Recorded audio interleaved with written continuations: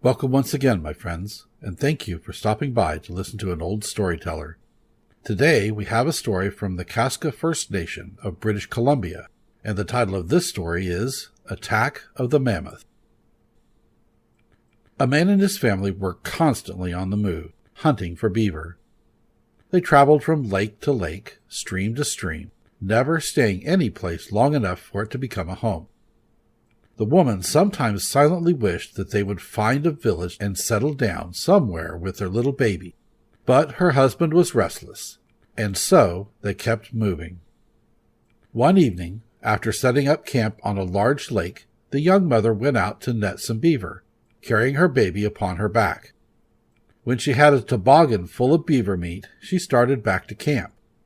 As she walked through the darkening evening, she heard the thump, thump, thump of mighty footsteps coming from somewhere behind her. She stopped, her heart pounding. She was being followed by something very large.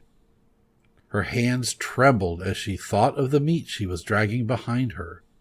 The creature must have smelled the meat and was stalking the smell.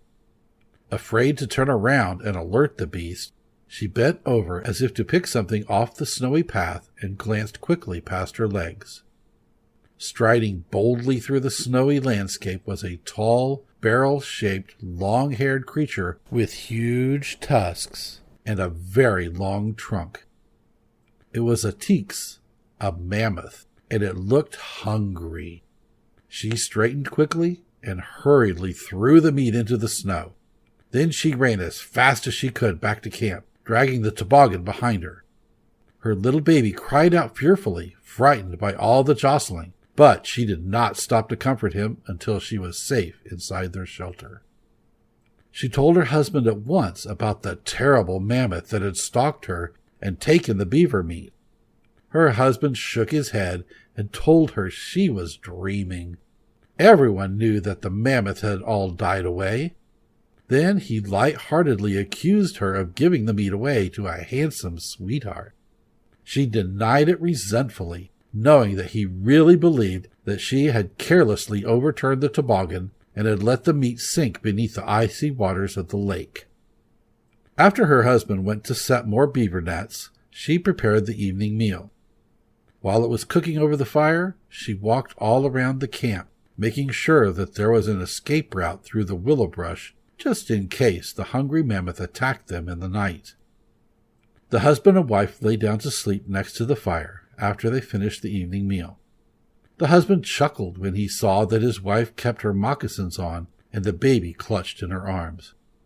"Expecting the mammoth to attack us?" he asked jovially. She nodded, and he laughed aloud at her. Soon he was asleep. But the woman lay awake for a long time, listening. The wife was awakened from a light doze around midnight by the harsh sounds of the mammoth approaching. "Husband!" she shouted, shaking him. He opened his eyes grumpily and demanded an explanation. She tried to tell him that the hungry mammoth was coming to eat them, but he told her she was having a nightmare and would not listen. The wife begged and pleaded and tried to drag him away with her, but he resisted and finally shouted at her to be gone if she was afraid.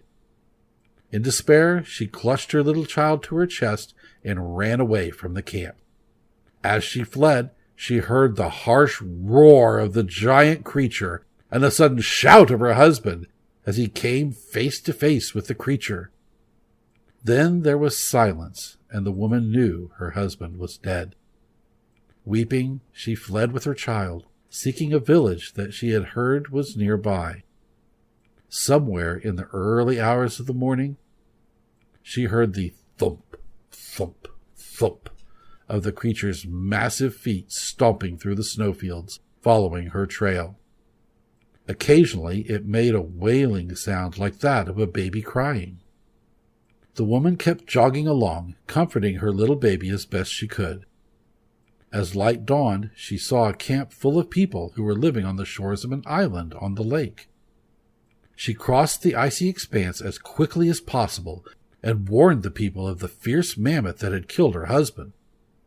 The warriors quickly went out onto the ice and made many holes around the edges of their village, weakening the ice so that the mammoth would fall through and drown.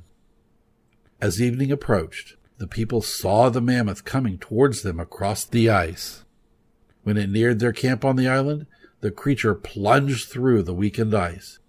Everyone cheered, thinking that the animal had drowned. Then its large, hairy head emerged out of the water, and it shook its long tusks and bellowed in rage. The mammoth started walking along the bottom of the lake, brushing aside the ice with his large tusks. The people panicked.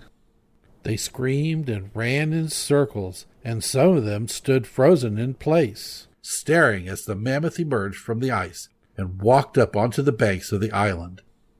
The wife of the eaten man fled with her baby, urging as many of her newfound friends as she could reach to flee with her, but many remained behind, paralyzed with fear.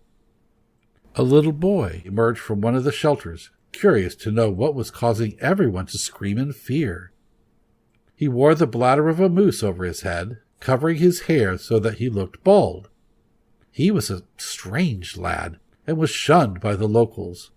Only his grandmother knew that he was a mighty shaman with magic trousers and magic arrows that could kill any living beast. When the boy saw the hungry, angry mammoth, he called out to his grandmother to fetch the magic trousers and the magic arrows. Donning his clothing, he shook his head until the bladder burst and his long hair fell down to his waist. Then he took his magic bow and arrows and leapt in front of the frightened people and began peppering the beast with arrows, first from one side and then the other.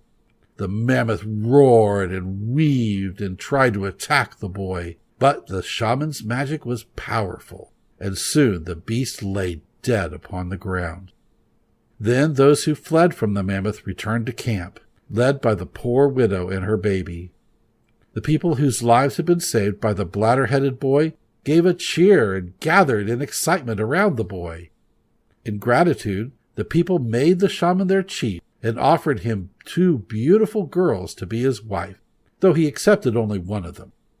The widow and her baby were welcomed into the tribe, and a few months later she married a brave warrior who became close friends with the shaman become chief. And from that day to this, the people have always had chiefs to lead them, and no mammoths have troubled them again. Thank you once again for listening to this story. If you enjoyed this story, please press that like button. Also, please help an old storyteller out by subscribing to my channel.